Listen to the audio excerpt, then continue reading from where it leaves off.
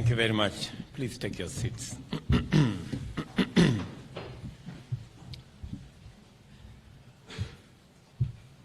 Cabinet Secretary Mwangi Kiunjuri of our Ministry of Agriculture, Principal Secretary is present, Dr. Steve Wayne, Vice Chairperson of Cortex Alimentarius Commission, representatives of both FA0 and WHO, Excellencies, distinguished delegates, ladies and gentlemen, good morning. I said good morning. Good morning. On behalf of the government and people of Kenya, I want to welcome all of you to Kenya and to this great city of Nairobi. I know many of you have traveled from different parts of our continent. And Kenya feels very proud to host our African siblings and the wider international community as we celebrate the progress made since the last gathering and look to the future with a view of strengthening our partnership and cooperation. I am greatly honored to welcome delegates from the 49 countries, regional Codex members, as well as Codex member countries from other regions, including the United Kingdom, France, as well as the European Union and other international organizations. And maybe at this point, it is important for me to let you know that Kenya, science has proved that the earliest remains of man were found in a place a few kilometers north of this city in a county called Turkana, meaning that that is where the cradle of humankind is located. And therefore, and for your information, I'm a scientist myself, so you better take seriously what I'm saying. And that being the case, to all of you who have come from all parts of our continent, and the people from Australia and Americas and Asia and the rest of the continents, welcome home. Welcome home. This is where it all began, before you people left. And so while you are in this great city and while you are in Kenya, please feel at home, because that is true. Let me also give you some information. Nairobi is a unique city. It is the only city in the world with a national park in the city. So, in the 5 days that we will be around, we try to keep all the lions and cheetahs and everything at the park. But sometimes they break off and you could possibly meet them in the street. So I just want to warn you to be careful, that they are wild. So don't make a mistake.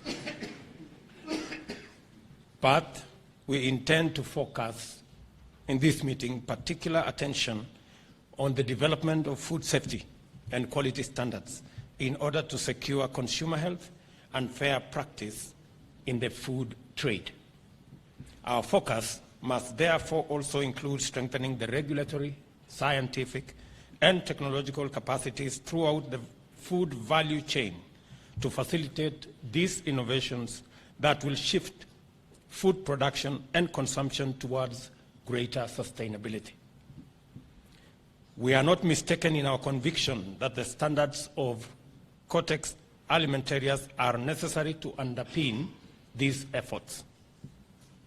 The food value and supply chains are vast and increasingly complex, and this inevitably poses a challenge to food safety. A food safety management system backed by solid science and nimble innovation is imperative. In Kenya, we are quite alive to this challenge, and in keeping with our membership of Codex Alimentarius, we are making our contribution to the development of scientific standards, guidelines, and codes of practice with respect to food. The importance of agriculture to Africa, especially as a major employer, may be seen in the significant steps taken towards enhancing global market access through the development and adoption of numerous codex standards. Consequently, it is worth noting that the Coordinating Committee for Africa has spearheaded the development of specific regional standards for particular products, which have in turn led to their enhanced competitiveness and improved market access. I therefore urge delegates to urgently consider development of regional codex standards for animal feed as a catalyst for dairy, fisheries, and poultry production. Allow me to humbly praise Kenya for its leadership role in developing an international codex standard for unique local delicacies, which should enable all of you to confidently partake of African cuisine anywhere and anytime. And I want to say what the chairman here said about our delicacy of matumbo. Please try it out, either it is fried or it is boiled, and I want to confirm to you that you might insist on carrying some of it back home.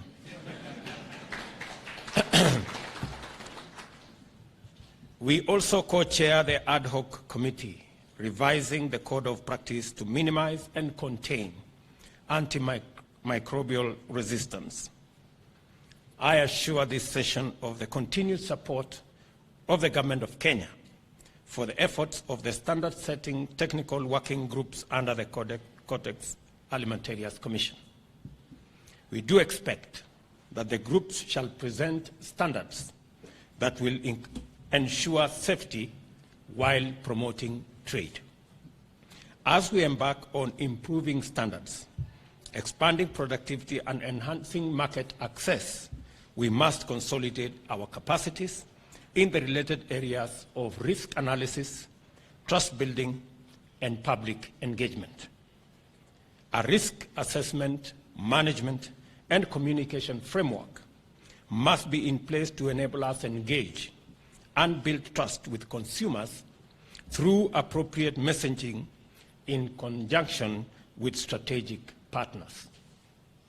Kenya has learned this very important lesson, sometimes the hard way, and I'm confident that all our stakeholder institutions have grown in capacity.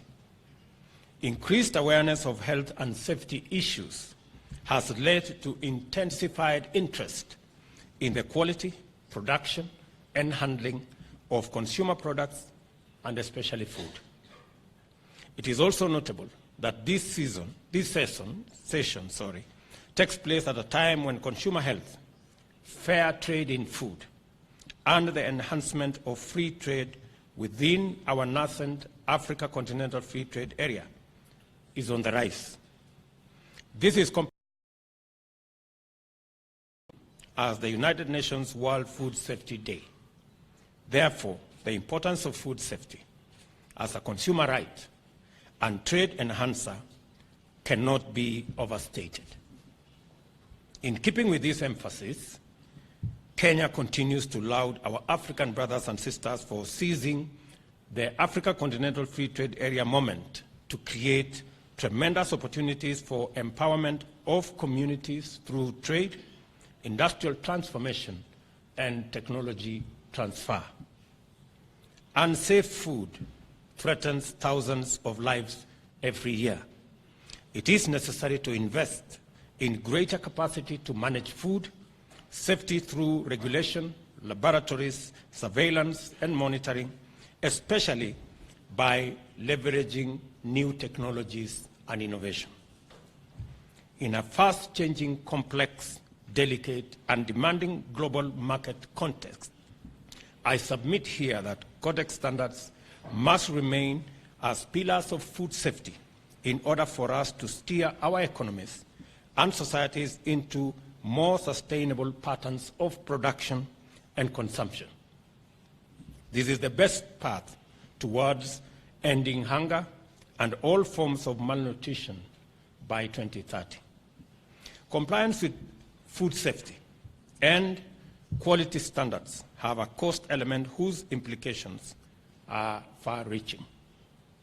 Flattening the value and supply chains and achieving economies of scale through cooperation among stakeholders is a critical means of dealing with this challenge. Related to this, Africa hosted FAO, World Health Organization, AU International Food Safety Conference in Addis this year. The International Forum on Food Safety and Trade was also held in Geneva at the WHO. Both of these events highlighted the need for urgent international action to bolster food safety, align strategies across sectors and borders, complement efforts towards the SDG, and support the UN Decade of Action on Nutrition. On the inaugural World Food Safety Day, we were encouraged by the efforts of many countries to raise the profile of food safety. The ratification of food fortification by the Kenya Food Fortification Agency in our country is a milestone in the standardization of nutrition content improvement of processed foods. Similar to this is the establishment of the Kenya National Food Safety Coordinating Committee, which takes a multi-agency approach to safety along the entire food value chain, enhancing farm-to-fork integrity in food production. And it is my expectation, CS, that this committee will expedite standards for locally consumed food. I am therefore glad to note that this session will also consider the implementation roadmap for Codex Strategic Plan 2020-2025. This plan should elevate our capacity to deliver enhanced standards efficiently and sustainably. The Codex Alimentarius Commission deserves our support and sustainable funding through FAO and WHO, which is indispensable. I must therefore take this early opportunity to encourage Africa Union to join the League of Dependable Donors by allocating additional resources for its work. Lack of resources is one constraint leading to the lamentable perpetual lack of scientific data from our region. Our food scientists must also apply themselves more robustly to the Codex course, starting by submitting credentials to appropriate scientific bodies, as well as championing the ambitious Codex agenda. At this juncture, I am pleased to inform you that in July, the 42nd session of the Codex Alimentarius Commission elected our fraternal neighbor, the United Republic of Tanzania, as the new executive member for the next 2 years. I also want to encourage African members to endeavor to host or co-host as many committees and subcommittees as possible in order to harness our massive potential to contribute positively. And I say so understanding very well that unless we step up our game and put forward our best foot, I am told that if you are not at the table, you probably could be in the menu.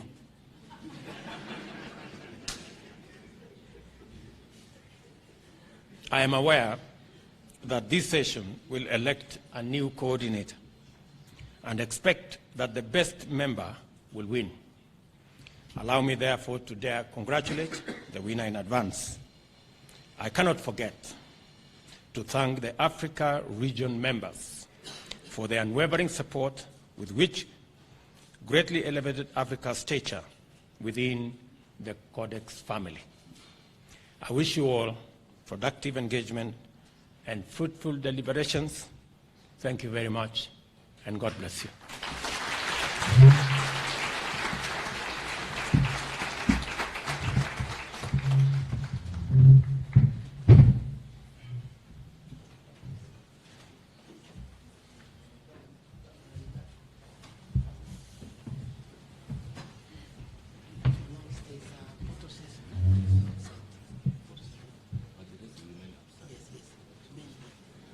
I'm requesting we remain upstanding.